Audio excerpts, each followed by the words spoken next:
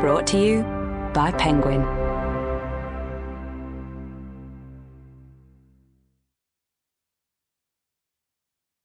Turn Yourself On. Written and read by me, Anna Hushlak, DPhil, with Billie Quinlan. For every woman who has been made to feel small, has worried about being normal, or has ever felt shame, this is for you. This is your invitation to rediscover your sense of aliveness, to connect to yourself and the world around you, and to cultivate the fullest and most powerful version of you. The information in this book has been compiled as general guidance on the specific subjects addressed. It is not a substitute and not to be relied on for medical, healthcare, or pharmaceutical professional advice. Please consult your GP before changing, stopping, or starting any medical treatment.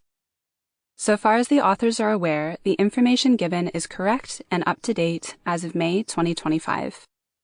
Practice, laws, and regulations all change, and the reader should obtain up-to-date professional advice on any such issues.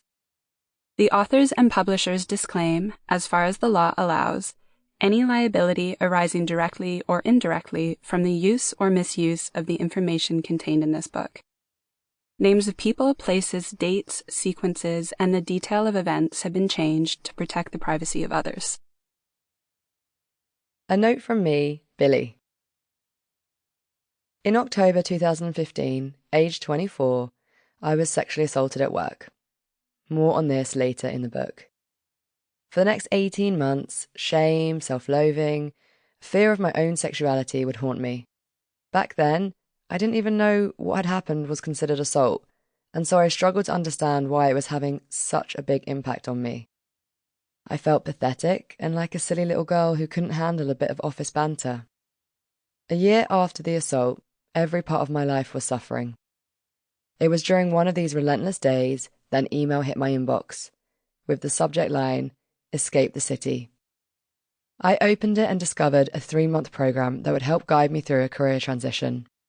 I signed up right away and got so much more out of it than I could have hoped for. I not only discovered my passion for health and working with women, I also developed a newfound sense of confidence and community. After completing the program, I quit my job and studied to become a health coach, through which I started working with female clients to help them improve their well-being and overall quality of life. During this time, a friend sent me a job posting. A startup incubator, Zinc VC, was recruiting people passionate about transforming the lives of women and girls globally. Deep within my body, I felt this overwhelming pull to apply. Suddenly, everything I'd been through took on a new and profound purpose, as if it had prepared me for the journey I was about to embark on and the women I was going to help. I joined Zinc VC in October 2017, 2 years after my assault. I was so excited to start the incubator and spent the first 2 weeks of the programme alongside 49 other mission-driven people in the council's office in King's Cross, London. The venue was old and unloved, but quite spectacular in its own way. It had a grand staircase and a magnificent atrium. Day after day, we sat under that glass ceiling, while a broad array of experts gave us detailed presentations to prepare us for our work supporting women around the world. We learned about everything from menopause to schizophrenia and urban planning to financial health. Seemingly all areas of women's mental and emotional well-being were covered. Well, except one critical pillar, sexual well-being.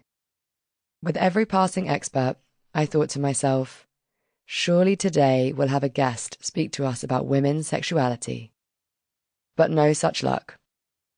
On the final day of the presentations, we introduced ourselves to the rest of the cohort and shared any reflections we'd had so far. I was so nervous about speaking. I felt like such an imposter in this room of accomplished people. I was so distracted thinking about what I was going to say, I barely listened to anyone's introduction until I heard this confident, excitable, warm Canadian voice booming out over the room. I looked up and it was love at first sight. Sample complete. Ready to continue?